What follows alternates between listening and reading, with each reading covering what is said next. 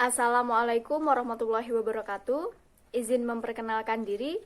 Nama saya Siti Rohaini. Saya dari Tadris Bahasa Inggris kelas A semester 4. Di sini saya akan mempresentasikan tentang haji dan tata caranya. Video ini dibuat untuk memenuhi tugas dari mata kuliah Fikih Ibadah. Pengertian haji.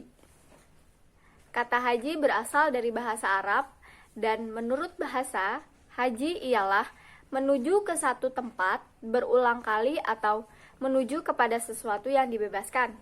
Sedangkan menurut istilah, haji berarti beribadah kepada Allah dengan melaksanakan manasik haji, yaitu perbuatan tertentu yang dilakukan pada waktu dan tempat tertentu dengan cara yang tertentu pula. Hal inilah yang membedakan antara haji dan umroh. Kalau umroh bisa dilaksanakan sewaktu-waktu, sedangkan haji hanya bisa dilaksanakan pada bulan haji. Haji menurut pengertian Kamus Bahasa Indonesia adalah rukun Islam kelima, kewajiban ibadah yang harus dilakukan oleh orang Islam yang mampu dengan mengunjungi Ka'bah di Masjidil Haram pada bulan haji dan mengamalkan amalan-amalan haji seperti ihram, tawaf, sa'i, dan wukuf. Dari pengertian tersebut dapat disimpulkan bahwa haji harus dilakukan di tempat tertentu, pada waktu tertentu, dan dengan perbuatan-perbuatan tertentu. Ibadah haji tidak dilakukan di sembarang tempat, di sembarang waktu, dan sembarang perbuatan. Dasar hukum haji. Dalam agama Islam, setiap anjuran atau perintah selalu berdasarkan firman Allah atau sabda Rasul-Nya. Begitupun dengan ibadah haji merupakan rukun Islam yang kelima, tetapi dengan kebijakannya, Allah mewajibkan haji bagi yang mampu saja.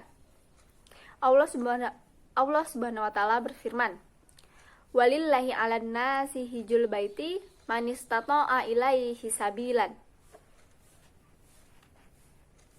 Yang artinya, mengerjakan haji adalah kewajiban manusia terhadap Allah, yaitu bagi orang yang sanggup mengadakan perjalanan ke Baitullah. Mengenai hukum ibadah haji, asal hukumnya adalah wajib ain bagi yang mampu. Melaksanakan haji wajib, yaitu karena memenuhi rukun Islam, dan apabila kita nazar, yaitu seseorang yang bernazar untuk haji, maka wajib melaksanakannya. Kemudian untuk haji sunnah, yaitu dikerjakan pada kesempatan selanjutnya setelah pernah menunaikan haji wajib. Syarat wajib haji. Hal yang dimaksud dengan syarat ibadah haji adalah sesuatu yang apabila seseorang telah memenuhi atau memiliki sesuatu tersebut, maka wajiblah baginya untuk melaksanakan haji satu kali dalam seumur hidupnya. Berikut persyaratan yang menyebabkan orang wajib melaksanakan ibadah haji. Yang pertama, beragama Islam. Yakni kalau misalkan orang yang bukan beragama Islam, yang non-muslim, itu tidak diwajibkan untuk pergi haji. Yang kedua, balik atau dewasa.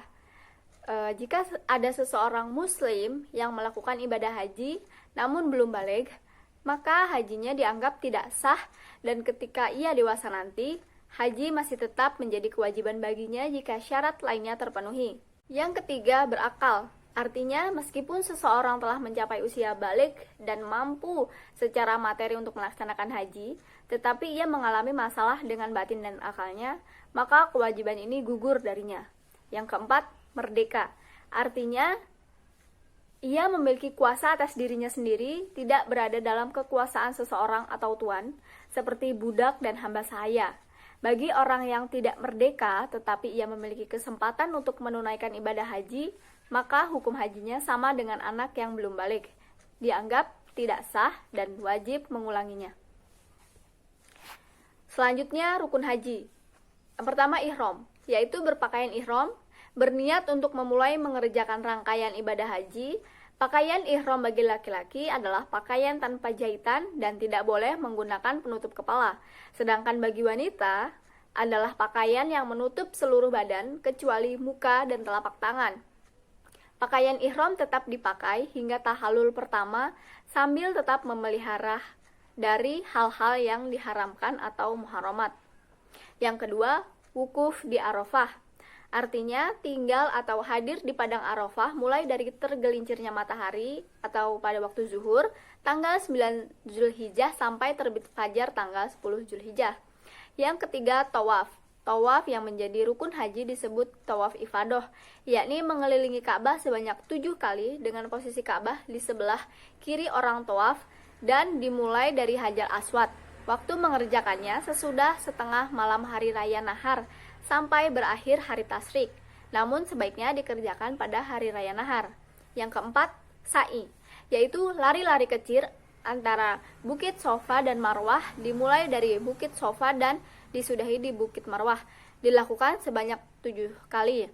Sa'i diisyaratkan untuk mengingat peristiwa Siti Hajar, istri Nabi Ibrahim alaihissalam, yang bersama putranya Ismail berlari-lari dari Bukit Sofa ke Marwah mencari air. Pada waktu sa'i disunahkan untuk berjalan biasa, kecuali antara 2 pilar. Disunahkan untuk berlari-lari kecil bagi laki-laki. Naik ke Bukit Sofa dan Marwah, kemudian berdoa memohon kepada Allah Subhanahu wa taala apa-apa yang dikehendaki. Kemudian memperbanyak doa. Yang kelima, tahallul, artinya mencukur atau menggunting rambut sedikitnya 3 helai untuk kepentingan ihram. Bagi laki-laki sunnah mencukurnya sampai habis, sedang bagi perempuan atau wanita cukup dengan menggunting ujung rambut. Yang terakhir tertib, yaitu berurutan, yakni tidak boleh diacak, dirusak ataupun dilewati dari rukun-rukun yang tadi. Yang selanjutnya, wajib haji adalah amalan-amalan dalam ibadah haji yang wajib dikerjakan, tetapi tidak sahnya haji tidak bergantung kepadanya. Namun apabila amalan-amalan itu ditinggalkan, wajib menggantinya dengan dam atau denda. 1. Ihram dari mikot. Ihram dari mikot artinya berniat haji atau umroh dari mikot, baik mikot zamani maupun mikot makani. Mikot zamani adalah ketentuan batas waktu ihram 1 Syawal sampai terbitnya matahari pada tanggal 10 Zulhijjah. Sedangkan mikot makani adalah ketentuan batas tempat wajib memakai ihram. 2. Bermalam di Musdalifah. Musdalifah adalah antara Arafah dan Mina. Bermalam di Musdalifah dilakukan setelah wukuf di Arafah. Waktunya setelah terbenam matahari tanggal 9 Zulhijjah, dimulai saat maghrib dan isya sampai terbit fajar. Di Musdalifah melaksanakan sholat maghrib dan isya, melakukan jamak dan qashar karena suatu perjalanan jauh. Di Musdalifah inilah kita dapat mengambil kerikil-kerikil untuk melaksanakan wajib haji selanjutnya, yaitu melempar jumroh. Kita bisa mengambil kerikil sebanyak 49 atau 70 butir kerikil. Yang selanjutnya, melempar jumroh Aqobah. Jika telah sampai di Mina, lalu melontar jumroh 7 kali lontaran dengan batu lontaran yang tepat mengenai sasarannya. Waktu melontar adalah tanggal 10 Zulhijjah, yang paling utama adalah waktu duha. Setiap lontaran disertai bacaan. Selama di Mina, tanggal 11, 12, dan 13 Zulhijjah, diwajibkan pula untuk melontar jumroh ula, wusta, dan jumroh Aqobah. Yang keempat, melempar jumroh ula, wusta, dan jumroh Aqobah. Melempar ketiga jumroh ini dilaksanakan pada tanggal 11, 12, dan 13 Zulhijjah, diutamakan sesudah tergelincirnya matahari. Dalam hal ini, ada yang melaksanakan hanya pada tanggal 11 dan 12 saja, kemudian ia kembali ke Mekah. Inilah yang disebut dengan nafar awal. Selain nafar awal, ada juga yang disebut nafar sani, yaitu orang yang baru datang pada tanggal 13 Zulhijjahnya. Orang-orang ini diharuskan melempar jumroh 3 sekaligus, yang masing-masing 7 kali lemparan. Yang kelima, tawaf wada. Tawaf ini tidak disertai jalan cepat, cukup berjalan biasa. Tawaf wada merupakan kewajiban terakhir yang dilakukan oleh orang yang menunaikan ibadah haji dari luar kota Mekah sewaktu hendak meninggalkan kota Mekah. Tawaf wada dilakukan sebagai tanda mengagungkan Baitullah, karena hakikat dari ibadah haji adalah ziarah ke Baitullah. Yang keenam, menjauhkan diri dari muharamat atau hal yang diharamkan pada saat ihram, menghindari diri dari berbagai larangan yang sudah ditentukan karena orang-orang yang melanggar aturan ini akan dikenakan dam atau denda.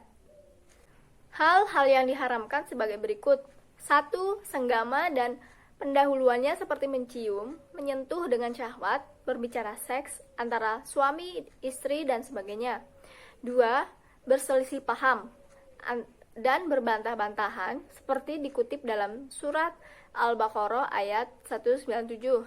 Yang ketiga, memakai pakaian berjahit dan memakai sepatu bagi laki-laki.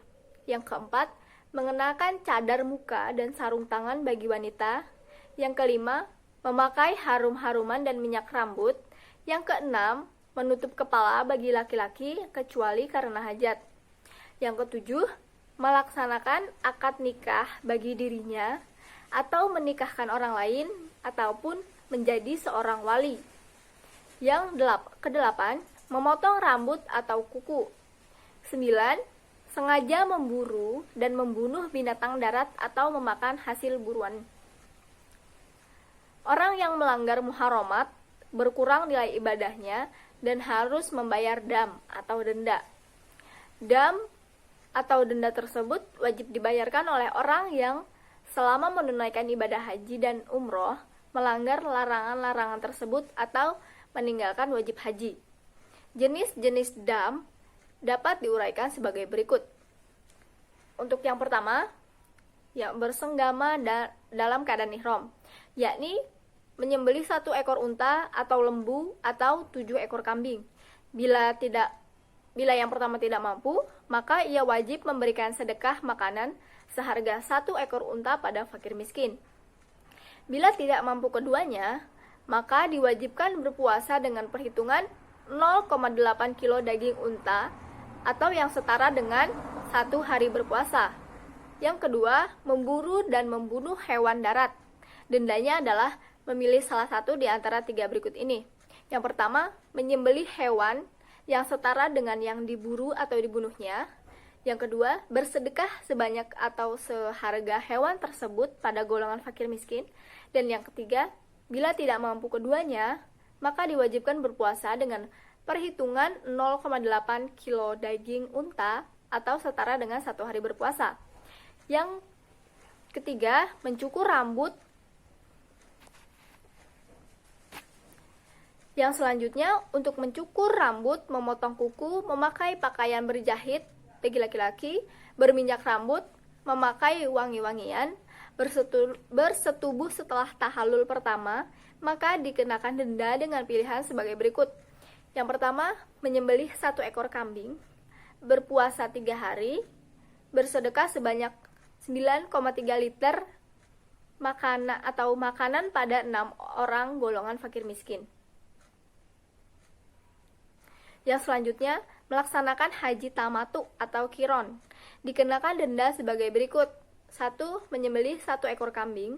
2. Jika tidak mampu maka diwajibkan berpuasa selama 10 hari. Dengan aturan 3 hari puasa di haram dan 7 hari puasa di negara asalnya. Jadi saat ia sudah pulang dari haji. Yang selanjutnya, di saat melanggar salah satu wajib haji, maka dikenakan denda yang sama dengan melakukan haji tamatu atau kiron. Materi selanjutnya, sunnah haji. Yang dimaksud sunnah haji adalah amalan-amalan yang disunahkan dalam mengerjakan haji, di samping amalan yang disunahkan dalam setiap rukun. Sunnah haji itu diantaranya 1. Ifrad, yaitu mendahulukan urusan haji terlebih dahulu, baru mengerjakan atas umroh. Yang kedua, membaca talbiyah, yaitu labbaik Allahumma labbaik, la syarika laka labbaik, innal hamda wa ni'mata laka wal mulka la syarika lak. 3. Tawaf kudum, yaitu tawaf yang dilakukan ketika permulaan datang di tanah ihram, dikerjakan sebelum wukuf di Arafah.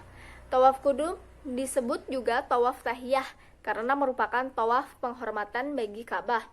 Yang keempat, sholat sunnah ihram 2 rakaat sesudah selesai wukuf, utamanya kerjakan di belakang makam Nabi Ibrahim. Yang kelima, bermalam di Mina pada tanggal 10 Zulhijjah.